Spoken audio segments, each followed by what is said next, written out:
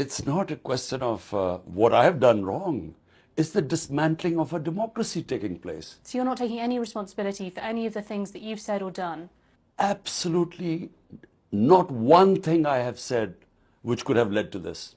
Not one thing. I mean, Pakistan is in political chaos at the moment. Since when has being a political opposition, holding public rallies, bringing awareness amongst your people, mobilizing your people for elections, since when has that been supposed to be disruptive or creating problems for a democracy? In fact, a democracy dies when there is no opposition. But this isn't about democracy. This is about getting you back into political power, isn't it? In any case, this is the election year. So in any case, we would be going into the elections and public rallies right now. And the entire party is virtually being put into jail. All the senior leadership. It doesn't happen in a democracy. This doesn't happen when there's rule of law. So what you're saying... You put some of your opposition into prison as well. You can't even compare what's going on. But you use the same system that they're using now. Absolutely not. Look, 95% of the cases against the opposition were before our time. We inherited them. So the cases were ongoing. We didn't bring these new cases on them. There are 150 cases on me in the just last few months. It's never happened in this country. But it does happen in this country. Whoever's in power puts the opposition in prison, and then it reverses when the next power comes in. What they were asking me was, you must get the facts right. Their cases were, we inherited their cases, corruption cases, made when they were in power. You said that you want to have these discussions, you want to have negotiations. Your position now is substantially weaker than it was a month ago. So what is it that you are going to offer that you can put on the table now that you didn't put on the table a month ago? Look, the moment my position will be weak is when I lose my my vote bank. A political party weakens when it doesn't have when its vote bank starts shrinking. I mean, you think it's a big crisis for me? I don't. The fact that the country is now receded from democracy, we are basically facing a martial law. But what are you going to put on the table for discussions? Because a negotiation means you have to put something forward. I'm curious, what are they going to achieve from this? I'm curious to know that the country is sinking by the day. We have the worst economic indicators in our history now.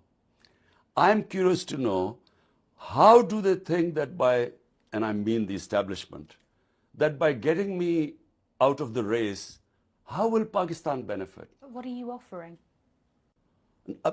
Talks so that I can understand the mindset. I've told them, you convince me what is best for Pakistan, I'll agree with you. Your party have said Imran Khan is our red line. They've said that for months. What does that mean? That what it means is that the sort of things that have happened in this country where there's no rule of law and they've been picking up people and that there's all these cases against me, that if they think they'll sit quietly and do nothing, if they shove me in jail, there would be a reaction. But you know, that does sound to many like a threat. Well, I didn't make the threat. It's the workers and the party members. You can't separate yourself off because you are the party. So what am I supposed to say then? If they say Imran is my red line, I'll say, no, I'm not their red line. What should I say? But you can't then say that you're not partly responsible for whipping up an environment in which people were aggressive and violent on the streets.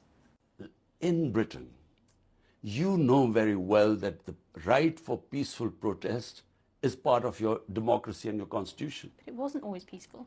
No. When was it not peaceful? Tell me.